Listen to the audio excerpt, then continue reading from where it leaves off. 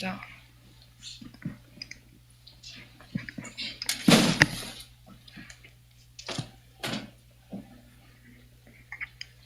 이번 주 제목은 갈등을 기회로 바꾸라입니다.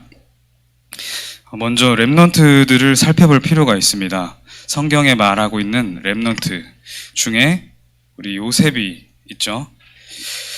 요셉은 그 아버지에게 더 큰 사랑을 받았던 사람입니다.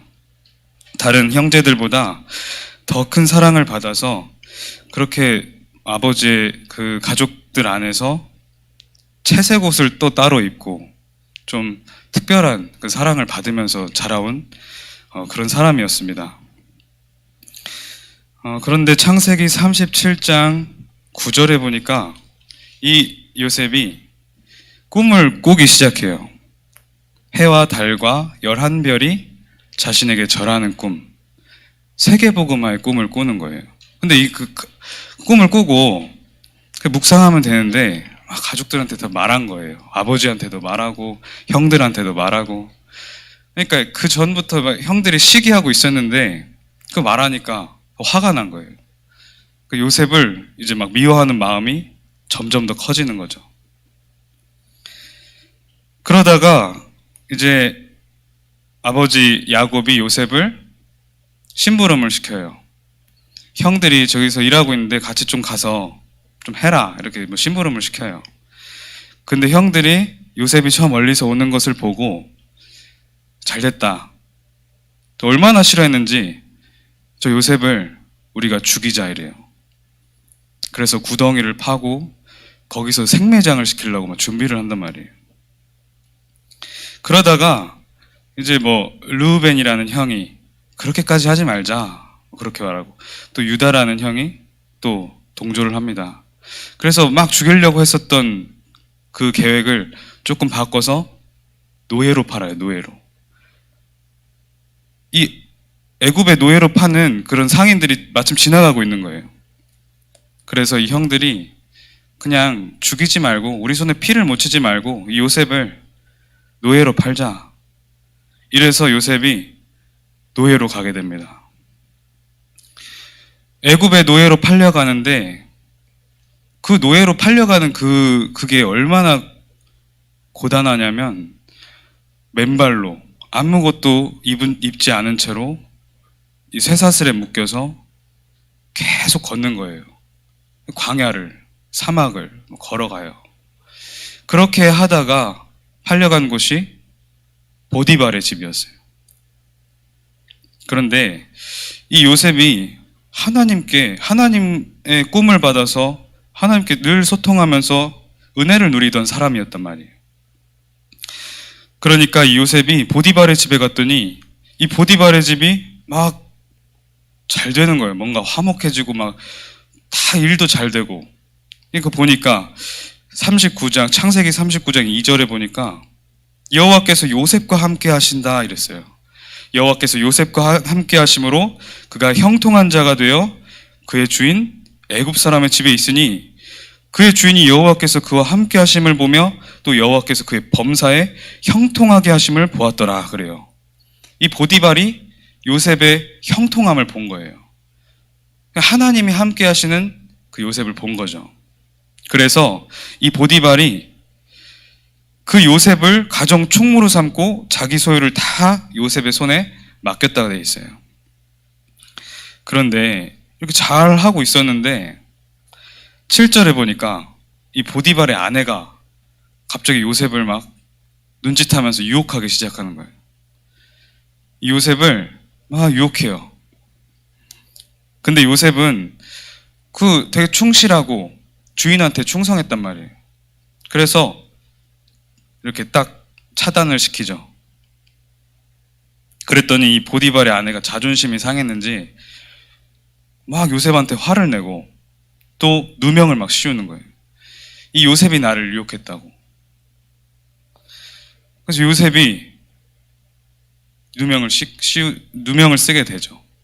이 보디발이 요셉 이렇게 형통한 걸 봤는데 보디발 그 아내의 말을 듣게 돼요.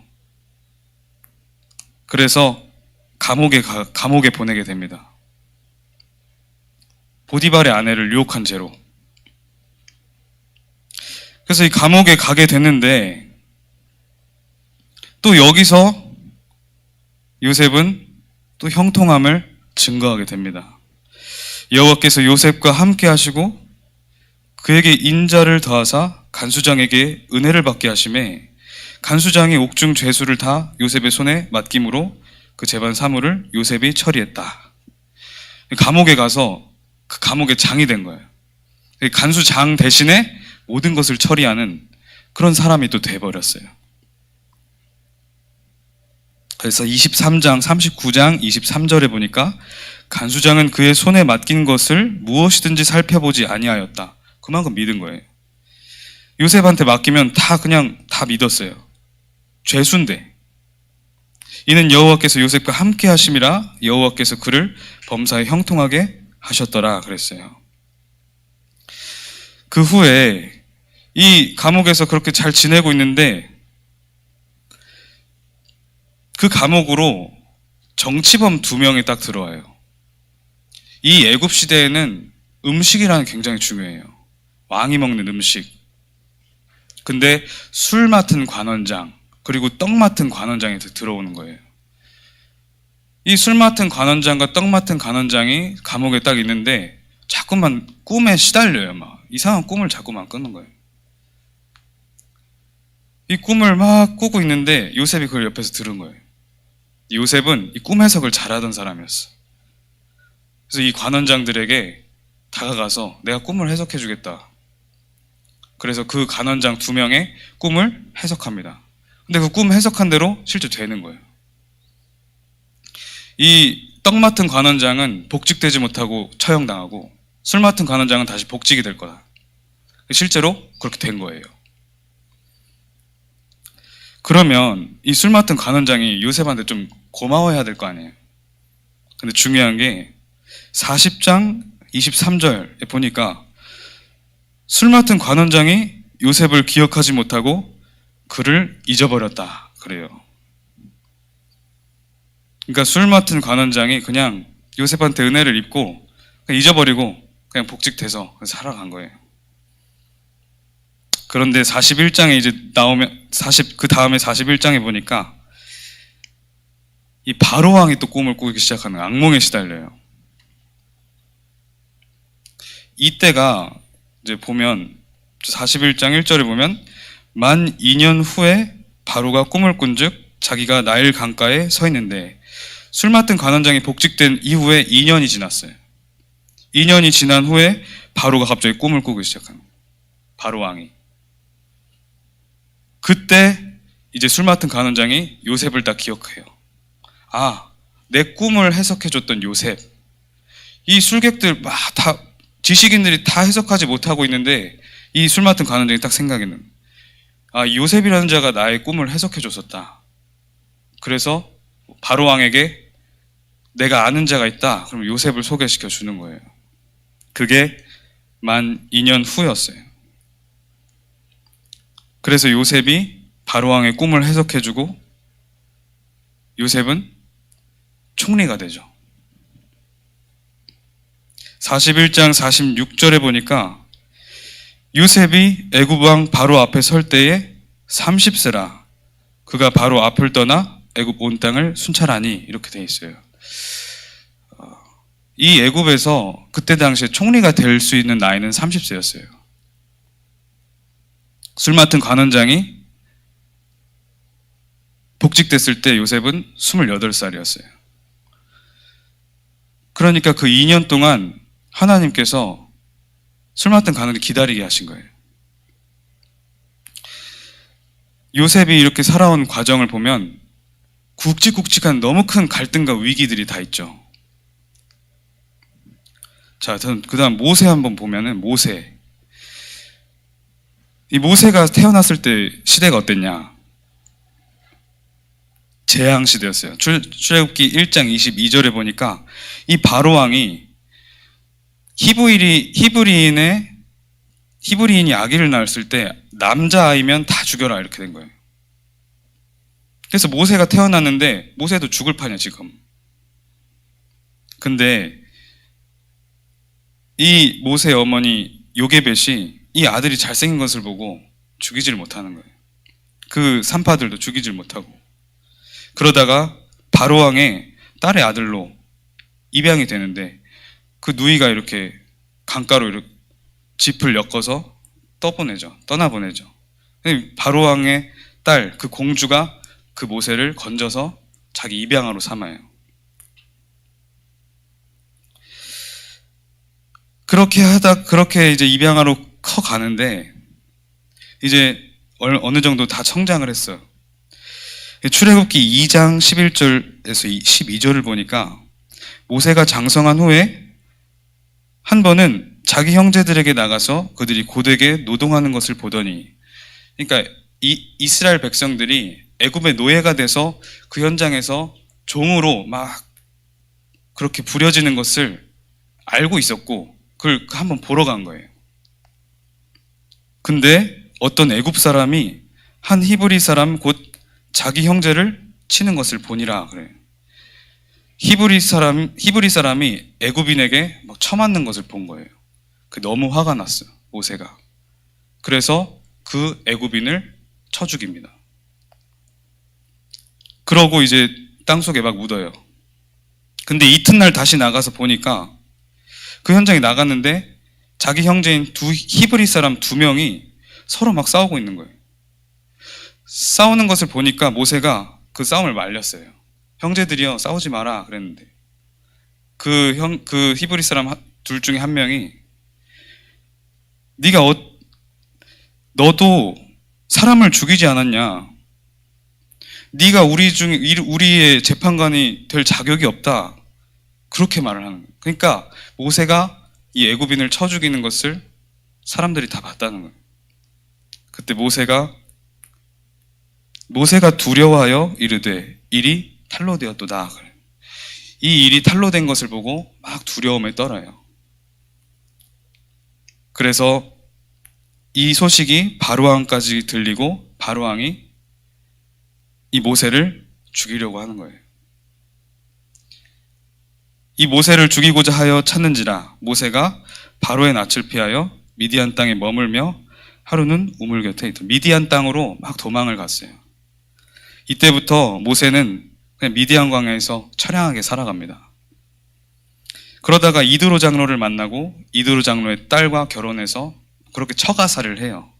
아무 능력도 아무 소망도 없이 사막에서 광야에서 그렇게 지냅니다.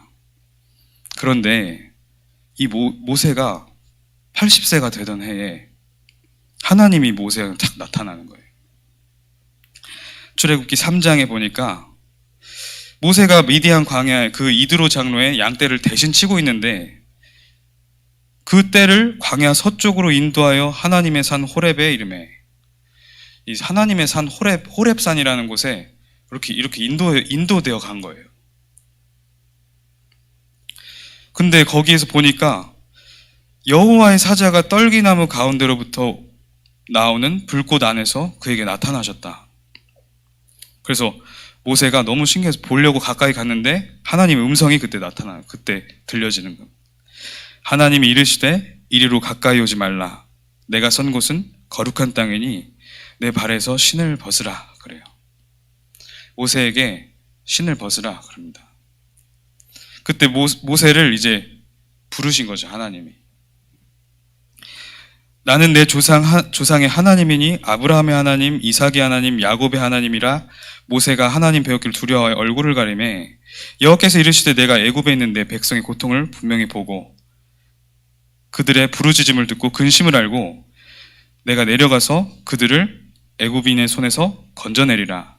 거기에 너를 사용하겠다. 모세에게 이렇게 말을 하는 겁니다. 그래서 이제 가라. 이스라엘 자손의 부르짖음이 내게 들렸도다. 하나님께서 모세에게 이스라엘 백성들을 구원하겠다고, 모세를 사용하겠다고 말을 하는 거예요. 근데 모세가 어떻게 대답하냐? 하나님께 아뢰되 내가 누구이기에 바로에게 가며 이스라엘 자손을 애굽에서 인도하여 내리이까? 안 된다는 거예요. 난 지금 노인이고 안 돼요. 나는 아무 능력도 없고 지금 너무 시간이 많이 흘러버렸어요. 난 소망도 없습니다. 그렇게 말을 해요. 그런데 하나님이 계속 뭐라고 하시냐? 그거 알겠는데 내가 반드시 너와 함께 있으리라. 내가 그 백성을 애굽에서 인도하여 낸 후에 너희가 이 산에서 하나님을 섬기리니 이것이 내가 너를 보낸 증거니라 그랬는데, 근데 또 모세가 계속해서 안 된다고 계속 말하는 거예요. 4장 1절에도 보니까 모세가 대답하여 이르되 그러나 그들이 나를 믿지 아니하며 내 말을 듣지 아니할 것이다. 이스라엘 백성들이 내 말을 듣지 아니할 것이다. 그렇기 때문에 난 못 간다. 그러니까 하나님이 모세에게 많은 기적들을 행할 능력도 막 주세요. 지팡이가 뱀으로 변하고, 모세가 다시 잡으니까 지팡이로 다시 변하고, 품 안에 손을 넣으니까 나병이 나고, 다시 넣으니까 낫고, 이런 일도 막 행하신다면 하나님이 기적들을 많이 보여주세요. 이 기적으로 너와 함께 하겠다. 그런데 모세가 또 이렇게 말해요. 모세가 여호와께 아뢰되 오 주여, 나는 본래 말을 잘 하지 못하는 자니이다. 주께서 주의 종에게 명령하신 후에도 역시 그러하니 나는 입이 뻣뻣하고 혀가 둔한 자이다. 나 말도 잘 못하는데 사람들을 어떻게 인도하고 그렇게 지도자로 서겠냐. 내가 난 못합니다. 근데 하나님께서는 누가 사람의 입을 지었느냐? 누가 말 못하는 자와 말 못 듣는 자와 눈 밝은 자와 맹인이 되게 하느냐? 나 여호와가 아니냐? 이제 가라. 내가 내 입과 함께 있어서 할 말을 가르치리라. 그럽니다. 근데도 안 된다 그래요. 모세가. 난 안 돼요. 그래도 난 안 됩니다. 그랬더니 하나님이 이제 화가 났어. 여호와께서 모세를 향하여 노하여 이르시되 그래. 그러면 내가 네 형 아론을 붙이겠다. 네 형 아론은 말 잘하는 거 내가 안다. 같이 가면 되지 않겠냐. 네가 아론에게 전하고 아론이 백성들에게 전할 것이다. 그렇게 해서 억지로 모세가 하나님의 말씀을 듣고 가게 됩니다. 그래서 드디어 애굽에 가서 그 이후에 이스라엘을 출애굽시키고 애굽의 10 기적을 보고 그렇게 나가는 거예요. 자, 또 다른 렘넌트 사무엘입니다. 사무엘보다는 이 사무엘의 어머니 한나를 보면 돼요. 이 사무엘의 아버지는 엘가나라는 사람인데, 이 엘가나에게 2명의 아내가 있었어요. 한 사람의 이름은 한나였고 한 사람의 이름은 분인나라. 그런데 분인나에게는 자식이 있었고 한나에게는 자식이 없었다. 그런데 이 가족들이 이렇게 매년마다 그 단에 올라가서 제사를 지냈어요. 근데 이 제사를 드리는 제물을 이제 가족들에게 엘가나가 나눠주는데, 그 분깃을 그의 아내와 분인나에게 그리고 분인나의 자녀들에게 주고, 그 분깃의 2배 갑절을 한나에게 막 주는 거예요. 그러니까 엘가나가 한나를 훨씬 더 사랑해 지금. 계속 이렇게 하니까 분인나도 짜증이 나잖아요. 그래서 분인나가 한나를 질투해서 한나를 막 못 살게 굴어요. 막 시비 걸고 막 이래요. 이 한나가 이렇게 사랑을 받는데 1장 5절에 보니까 중요한 말씀이 나와요. 근데도 여호와께서 한나에게 임신을 하지 못하게 하셨다. 임신하지 못하게 하시니 여호와께서 그에게 임신하지 못하게 하심으로 그의 적수인 분인나가 그를 더 격분하게 만든다. 그러니까 엘가나가 문제, 남편이 분인나를 같이 좀 사랑해주는 척하면 되는데 한나를 자꾸만 더 사랑하니까 분인나가 더 막 화는 나는데, 마침 한나의 약점이 있어. 임신을 하지 못해. 아들을 낳지 못해. 그러니까 자꾸만 괴롭히는 거야, 분인나라는 아내가. 이 한나가 계속해서 이제 슬퍼서 이제 막 늘 화난 상태로, 막 분노한 상태로 있다가 이제 한나가 하나님 앞에 정말 기도하기 시작한 거예요. 하나님한테 질문하기 시작한 거예요. 왜 나에게 임신하지 못하게 하냐? 왜 나에게 이렇게 격분함을 주고 나에 이렇게 외롭게 하고 화나게 만드는 이런 상황 속에 나를 왜 자꾸 빠뜨리느냐. 하나님께 막 질문하고 막 기도하고 눈물 흘리고 막 그래요. 그러다가 이 한나가 성령 충만함을 딱 입어요. 하나님의 언약을 깨닫기 시작해요. 그게 사무엘상 1장 11절. 늘 아들, 분인나가 있는 그 아들 나도 달라고 그렇게만 기도했다가 나에게 왜 자녀가 없냐고 늘 원망하고 통곡했다가 11절에 보니까 하나님께 서원하여 이르되 만군의 여호와여 만일 주의 여종의 고통을 돌보시고 나를 기억하사 주의 여종을 잊지 아니하시고 주의 여종에게 아들을 주시면 내가 그의 평생에 그를 여호와께 드리고 삭도를 그의 머리에 대지 아니하겠나이다.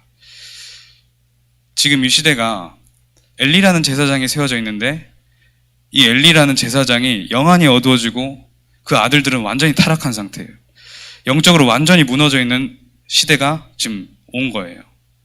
그러니까 한나가 하나님의 지금 원하시는 것이 무엇인지 질문하기 시작한 거예요. 정말 이 시대를 살릴 영적인 지도자가 필요하다. 이걸 하나님이 깨닫게 하신 거예요. 그래서 이 한나가 하나님 앞에 그 언약대로 기도하고 나시린을 향한 기도를 시작하니까 사무엘이 태어나고 그 이후에 또 다른 자식들을 많이 낳게 됩니다. 자, 여러분, 렘넌트들이 살아가면서 굉장히 큰 갈등과 위기 속에 지내왔어요. 요셉은 가정에서 또 노예로 간 현장에서 감옥에서 너무나도 큰 갈등, 위기 다 만났어요. 모세는 계속해서 자기는 안 된다 그래요. 그 자기가 안 된다. 내가 너무 안 된다. 그런 상태 속에 있었는데 계속 하나님이 너와 함께 하겠다. 너와 함께 하겠다. 너와 함께. 그렇게 계속 확인시키시는 거예요. 사무엘의 어머니였던 한나도 갈등 속에서 있다가 이 시대를 향한 하나님의 원하시는 것을 발견한 거예요. 여러분, 갈등이 없을 수가 없습니다. 하나님이 하나님 자녀에게 원하시는 게 뭘까요? 하나님 자녀에게 원하시는 게 뭘까요? 여러분들이 너무 행복하고 막 기쁘고 늘 웃고 다니는 그런 걸 원하실까요? 물론 그것도 필요하죠. 뭐 때문에 그러냐는. 하나님은 하나님 자녀에게 뭘 원하시냐?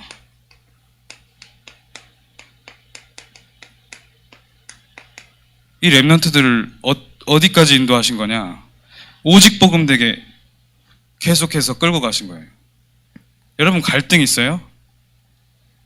하나님이 오직 복음 되기를 여러분들에게 원하시고 계신 거예요. 그리고 하나님께서 계속해서 그렇게 끌고 가고 계신 거예요. 그러니까 내가 오직 복음으로 가기 위해서는 당연히 뭘 만나게 되냐? 갈등을 만날 수밖에 없는 거예요.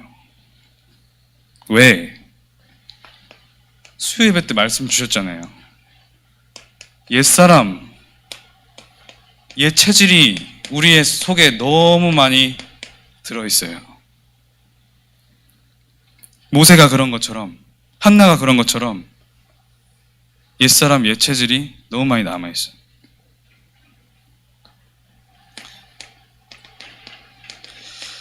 로마서 7장 19절에서 25절, 그 시대를 살렸던 바울도 갈등을 해요. 내 속사람으로는 하나님의 법을 즐거워하는데 내 지체 속에서 한 다른 법이 내 마음의 법과 싸워 내 지체 속에 있는 죄의 법으로 나를 사로잡는 것을 보는도다. 이 바울도 갈등을 한단 말이에요. 바울도 끊임없이 오직 복음 속으로 집중하는 겁니다. 여러분들이 갈등이 있습니까? 위기, 문제, 사건, 내가 정말 너무 힘든 그런 일들, 딱 한 가지예요. 하나님 자녀에게는 이거 되려고 하는 겁니다. 불신자는 그렇지 않아요. 모든 갈등이 저주와 재앙으로 이어져요. 근데 하나님 자녀는 그렇지 않은 거예요. 마지막으로 욥기 23장 10절에 보면 욥이라는 사람이 많은 것을 가지고 있다가 다 무너지고 다 사라졌어요. 재산도 빼앗기고 가족도 사라지고 다 죽었어. 친구들은 자기를 막 욕해요. 하나님 앞에 신실하게 섰던 이 욥에게 네가 하나님 앞에 무슨 은밀한 죄를 지었기 때문에 네가 그렇게 된 거다. 조롱을 해요. 얼마나 힘들겠어요. 그때 욥이 고백하는 겁니다. 나의 가는 길을 오직 그가 아시나니 그가 나를 단련하신 후에는 내가 정금같이 나아오리라. 그래요. 위기, 문제, 사건 속에서 욥이 이 고백으로 사단을 완전히 무릎 꿇게 만들고 승리하고 더 큰 응답으로 증거하게 됩니다. 렘넌트들, 오직 복음의 사람이 되어야 돼요. 이거 한 가지에만 집중하시면 돼요.